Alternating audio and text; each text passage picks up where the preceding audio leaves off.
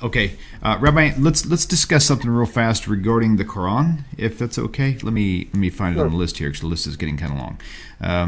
Okay, is it true that the Quran calls the Jews apes or any kind of derogatory statement or title of any kind? Is that or is that just a claim? It's kind of like earlier you mentioned how the Christians really have a misconception of Muslims. Is this a similar type of situation? That's a good question. No, the answer is that the Quran does call Jews apes, but people don't are not familiar with the context of like is the Quran just saying that Jews are a bunch of animals? That's not what's going on at all. In fact, the Quran speaks very highly of the Jewish people. What's interesting is that the Quran really does not speak to Muhammad's genealogy, who he's from, who is he a descendant of. It's not spoken of, although there's conventional thought that he's a descendant of Ishmael, but it's not discussed. It means that Quran generally is not at all, not like in the Christian Bible, it goes genealogies and so on. Quran is not interested in genealogies. But when it comes to the Jews, it is. And it refers to the Jews as the children of Jacob, or the Jews in many different ways, and speaks of them in very illustrious terms, that God had a special favor for them and so on. You'll find that in Al-Baqarah, which is the longest surah in the Quran. The Quran is 114 chapters. The longest of it is the chapter 2, Bakra, which means the cow, and it's a huge surah. It's a 286 passages, and in verse 64 and 65. The Quran is condemning Jews who don't keep Shabbos. That's the context. You will find a cross reference that also in Surah 7, verse 166. So what's happening is Muhammad is saying to the Jews, you were shown favor. And he speaks about the Jewish people receiving the Torah at Mount Sinai, literally, and you're not keeping Shabbos, and then you are apes. And it's very, very interesting. In verse 60, I believe, of Surah 2, the text says that God made a special covenant with you, and He held a mountain on top of you. He held a mountain on top of you, and made this unique relation with you, and why aren't you keeping Shabbos? I mean, how different is that than the Christian Bible, where Paul is telling Jews not to keep Shabbos? How different? So Muhammad is saying, I mean, the Quran is saying that condemning Jews who don't keep Shabbos. I remember speaking to a Yemenite Jew who told me that in Yemen, there were no Christians in Yemen. They were never basically permitted in the country. But Jews flourished in Yemen for 2,500 years. And he said the rules were that if a Jew remained faithful to his religion and kept Shabbos and kept the Torah, they were the people of the book. They were completely protected and had a very, very good life. And Jews did very, very well in Islamic countries. We did better than Muslims did. Muslims might be killing each other, and unfortunately, tragically, we see this today. But actually, Jews flourished in the Islamic world. We were there before the advent of Islam, whether it was in what is today Iraq or in, the Jews did very, very well in North Africa. Terrific. Generally speaking, there are a few exceptions and so on, but because there was a few crazy groups, we'll have crazies.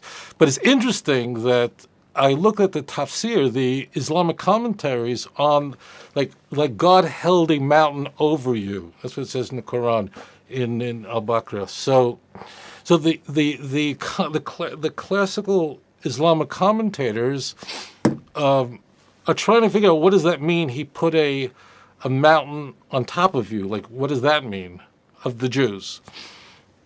So it's very interesting. So as it turns out that it says this in the Talmud, The Gemara says, it's the Gemara in Shabbos, on Shabbat, the tractate Shabbat, Daf Pei Ches Amud Aleph,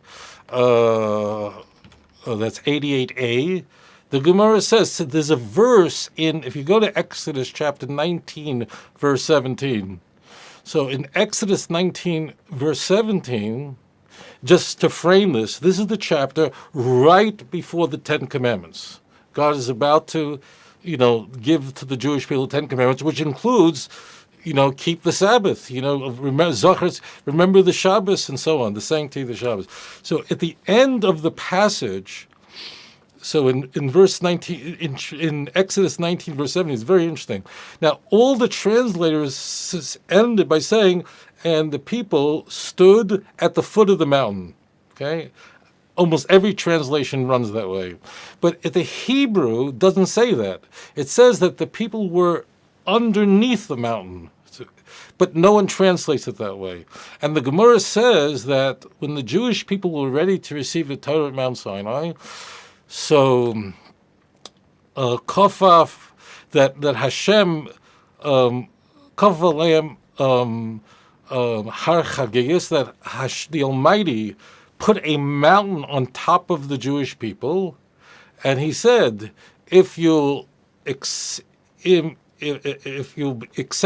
Makabel the Torah, then Meitav, then it's good. If you accept the Torah, v'im lav, and if you don't, sham tehei kvuraschem. This will be your burial place. You'll be dead. I'll kill you. That means that I know I'm going to get a lot of questions on that, like where was their free will?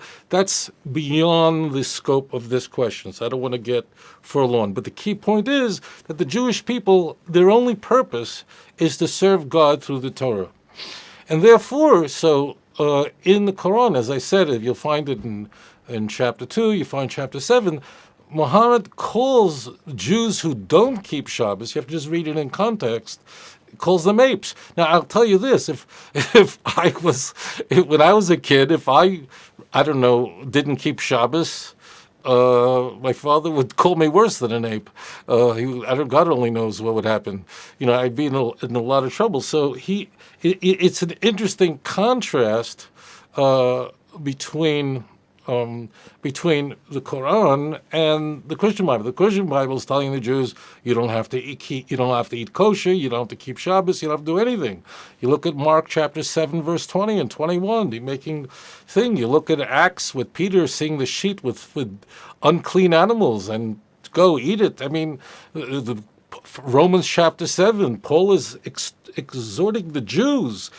You don't have to keep the law anymore. To the Jews, people think that Paul was telling non-Jews they don't have to keep the law. It's nonsense. Paul was telling non-Jews, he was telling that also to Jewish people. When he wrote the book of Romans, he was writing it to churches that he had not yet been to. It's different than other books. And he tells Jews, that's it.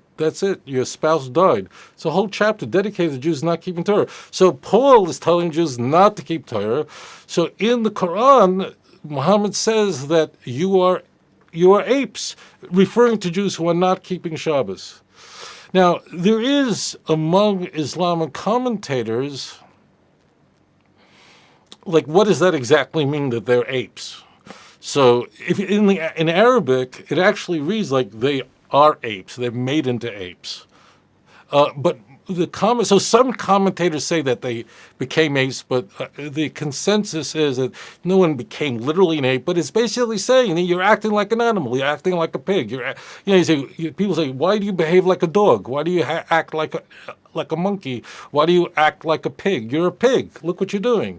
So that's what's being conveyed there. So so what I was saying before is in Yemen. If Jews kept Shabbos in Islamic countries, but in Yemen in particular, I know this firsthand, if they kept Shabbos, they were protected people of the book. That's how the Quran refers to Muslims. But if a Jew is found not keeping Shabbos, so then they were told they had to convert to Islam. As long as they remained faithful to the Torah, which by the way, Moses appears more frequently in the Quran than Muhammad, by far. There are 70 passages in the Quran that just talking about Moses. He's everywhere. The Torah is everywhere discussed, and Muhammad is exhorting the Jews to keep the Torah. But Jews who were hypocrites, who are not keeping the Torah, and those who were not keeping the covenant of Moses, and so on, so they were cursed. But what happens tragically? What happened is that so people who study the text understand the context, what's being said. Torah is full of very harsh criticism of the Jewish people when they sinned. Now, but it would happen that if you have a Muslim who hates Jews for whatever reason in history, they would abuse these texts, take them out of context in order to just to curse Jews. But that's not in line with the Qur'an. So, unfortunately, they would do that. There were, there are Christians who say, all kind of crazy things about Muslims.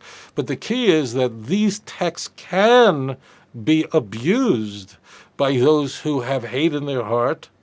But those who understand what the Torah is and understand the uniqueness of Moshe Rabbeinu, Moses, our teacher, who is extolled throughout the Quran, so then they'll understand what these texts are about. There's another text, but I'm not going to go too far into this. But the text, always read the text in context and also understand what is the historical context of what we encounter in the Quran. So the Quran there is talking about Jews who don't keep Shabbos, and they're saying they're apes. Well, that's mild compared to what the Torah says happens to a Jew who doesn't keep Shabbos. That's a small matter, but contrast what the Quran says about Jews and Shabbos, where you must keep Shabbos, to what we see in the Christian Bible, where the Jews are told you don't have to keep Shabbos, you don't keep mitzvahs anymore. They threw it out. Jesus fulfilled the law for us, and you don't have to keep it anymore. Now you have Jesus died for our sins, and Islam correctly rejects that as complete nonsense. אדון עולם אשר מלך בטרם כל יציר נברא לעת נעשה בחפצו כל אזי מלך שמו נקרא ואחרי ככלות הכל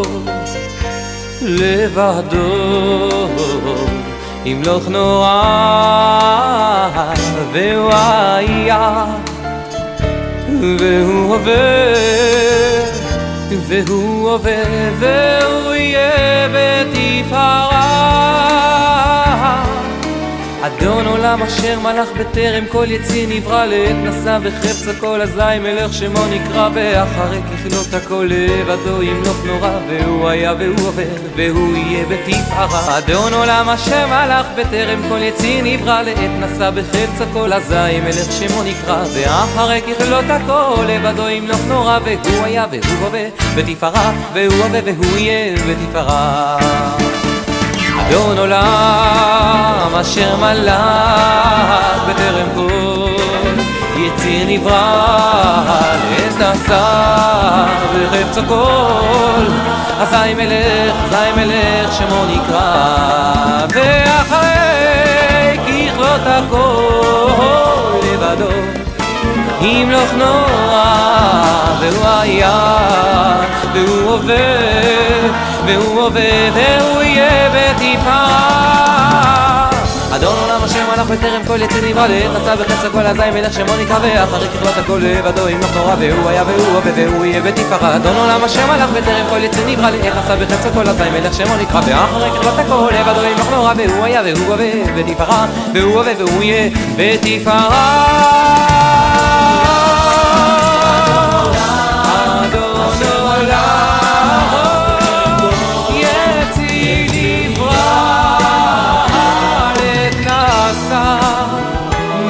בחפצו כל אזי מלך שמו נקרא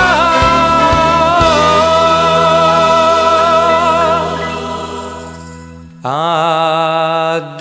עולם אשר מלך בטרם כל יציא נברא לעת נשא בחפץ הכל אזי מלך שמו נקרא ואחרי ככלות הכל לבדו ימלוך נורא והוא היה והוא הווה והוא יהיה בתפארה אדון עולם אשר מלך בטרם כל יציא נברא לעת נשא בחפץ הכל אזי מלך שמו נקרא ואחרי ככלות הכל לבדו ימלוך נורא והוא היה והוא הווה בתפארה והוא הווה והוא יהיה בתפארה והוא היה והוא הווה בתפארה והוא הווה והוא יהיה בתפארה